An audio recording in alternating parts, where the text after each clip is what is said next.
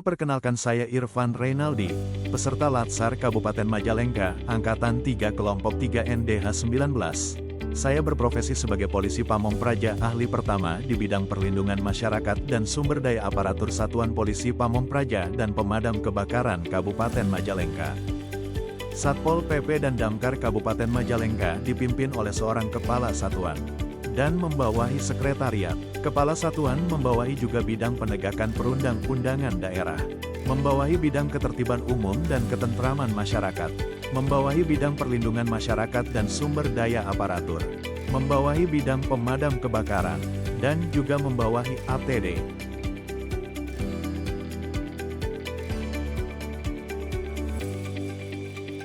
Satuan Polisi Pamong Praja dan Pemadam Kebakaran Kabupaten Majalengka mengedepankan visi siap, sinergis, inovatif, agamis, prima, sebagai berikut. Terciptanya masyarakat Majalengka yang harmonis serta siap, sigap dan bisa menjaga ketertiban, taat peraturan dan penanggulangan bencana kebakaran atau non-kebakaran serta penyelamatan. Dan berikut ini misi Satuan Polisi dan Pamong Praja Kabupaten Majalengka.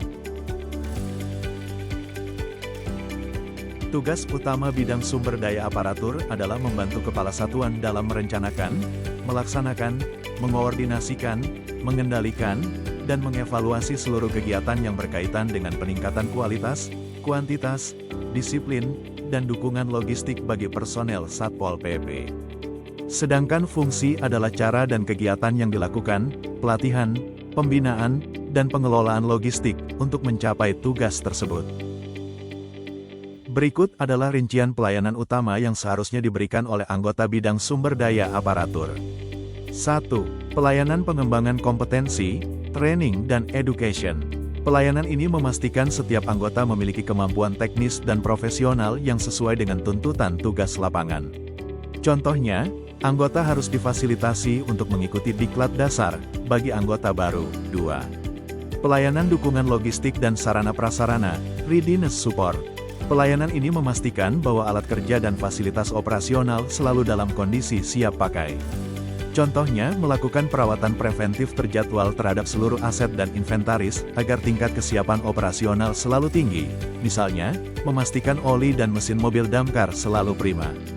3. Pelayanan pembinaan dan administrasi internal, hari dan disiplin.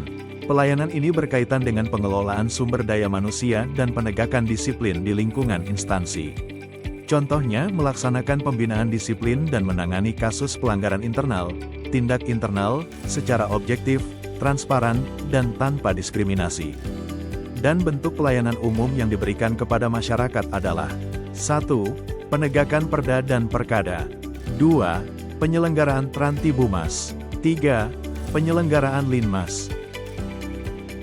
Untuk memastikan kinerja pelaksanaan tugas bidang sumber daya aparatur, SDA, menjadi lebih baik melalui perwujudan Smart ASN. Fokus utama adalah memanfaatkan teknologi digital, meningkatkan integritas data, dan mengembangkan kompetensi anggota secara adaptif. Berikut adalah langkah-langkah spesifik yang dapat kami lakukan. 1. Digitalisasi pelayanan internal, smart working. Tugas inti SDA adalah menyediakan layanan internal yang cepat.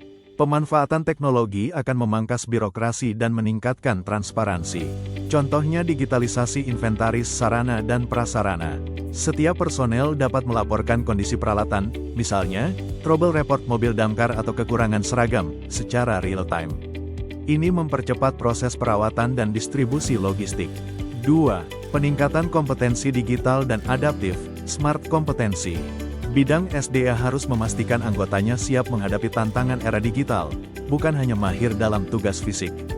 Contohnya memasukkan modul literasi digital, etika media sosial, dan keamanan siber ke dalam setiap diklat dasar dan fungsional. Anggota Satpol PP harus tahu cara bertindak di media sosial dan mengamankan data instansi. 3. Peningkatan integritas dan pengambilan keputusan berbasis data, smart governance. Sebagai pengelola aparatur, SDA harus menghasilkan keputusan yang adil dan berdasarkan fakta. Contohnya menggabungkan data kepegawaian, riwayat pelatihan, riwayat penghargaan, dan riwayat sanksi dalam satu database yang terintegrasi. Hal ini menjamin transparansi dalam promosi, mutasi, dan pembinaan karir. Terima kasih.